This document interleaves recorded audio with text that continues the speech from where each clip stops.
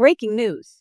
Something massive is unfolding inside the heart of the Los Angeles Chargers organization, and it's sending shockwaves through Costa Mesa. This isn't your average preseason update.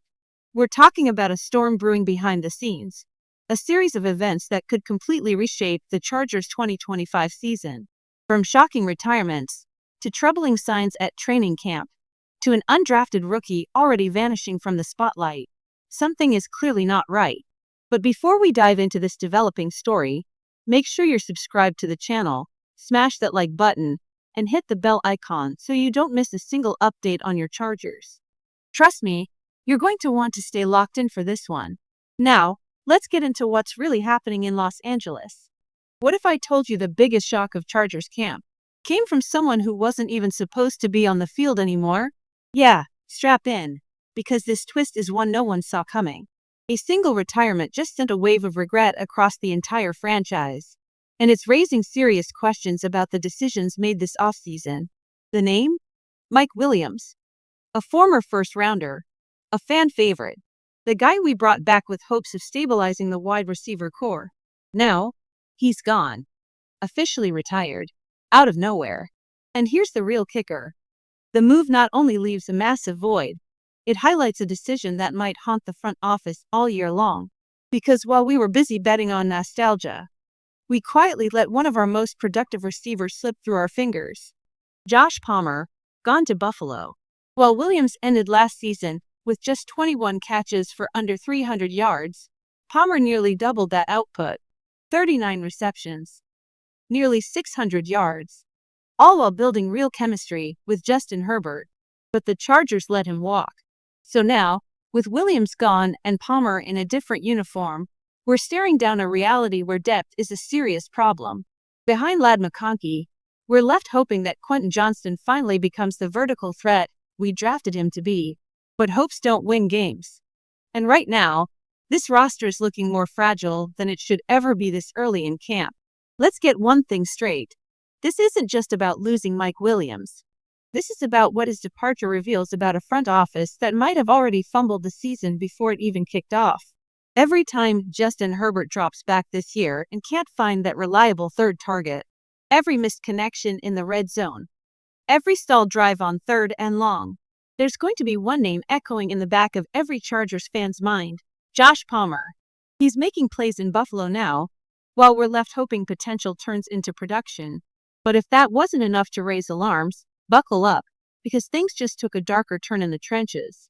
The offensive line, the very unit responsible for keeping our franchise quarterback upright, is already a mess.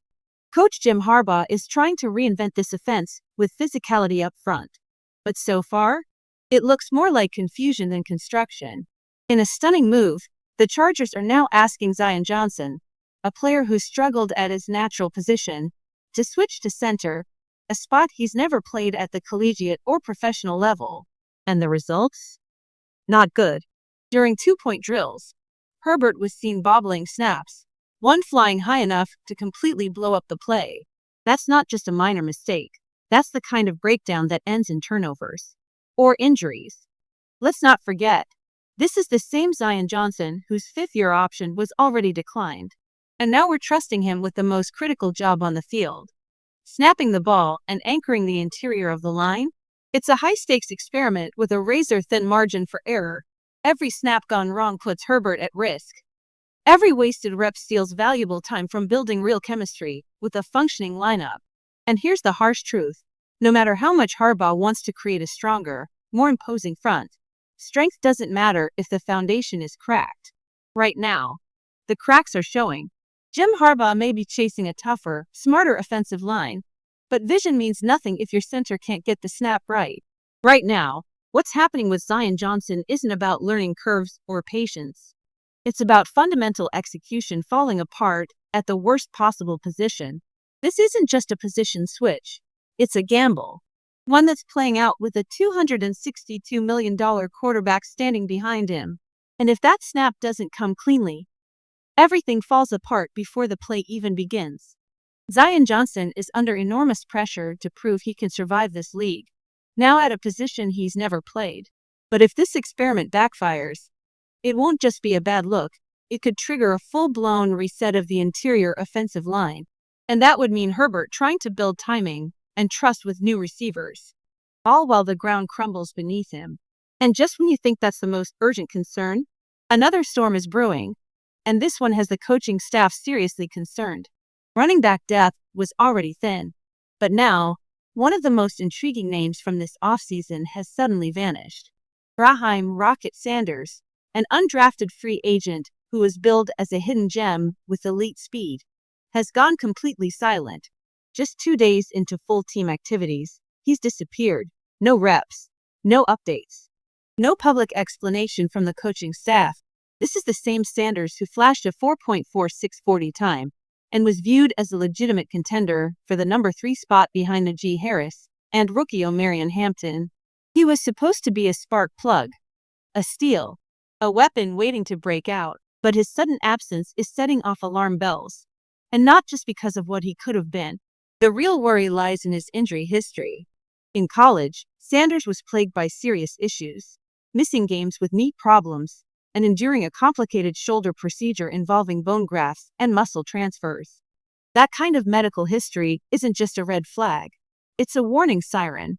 If Sanders can't stay healthy, or worse, if he's already breaking down, then the Chargers may be looking at a serious depth crisis at running back before the preseason even begins. And with the offense already facing questions across the line and receiving core, losing one more piece could tip this whole situation into chaos. Just 2 years ago, Rahheim "Rocket" Sanders was one of the most explosive backs in college football, tearing through SEC defenses for over 1,400 yards and earning first-team honors. He was a freight train in shoulder pads, a rising star. But then, the wheels came off. Injuries, first the knees, then the shoulder, sidelined him for most of the following season. His transfer to South Carolina was supposed to be a comeback story, and for a while, it looked like one. He showed flashes of the old Rocket, enough for the Chargers to take a shot. But now, just days into camp, he's already missing time again. And this time, the stakes are far greater, with Hassan Haskins and Kamani Vidal battling for limited spots behind the starters. Sanders was supposed to be in the mix, pushing the pace, applying pressure, and proving he belonged. Instead, he's falling behind, fast. And every day, he's not on that field. Coaches are forced to make hard decisions without him. This is the kind of situation that rips the illusion of depth wide open. One veteran walks away unexpectedly. One lineman struggles in a new role. One injury-prone rookie fades into the shadows. Suddenly, the cracks in the roster become too big to ignore. The truth is, these moments, these quiet, early warning signs, are what separate contenders from cautionary tales. The Chargers aren't just navigating training camp. They're dancing on the edge of a tightrope. Will this be a season defined by resilience, where the next man up steps into the spotlight? Or are we already watching the first signs of a team unraveling before week 1 even arrives? This isn't panic. This is reality. And Bolts Nation needs to decide, are these growing pains or warning flares?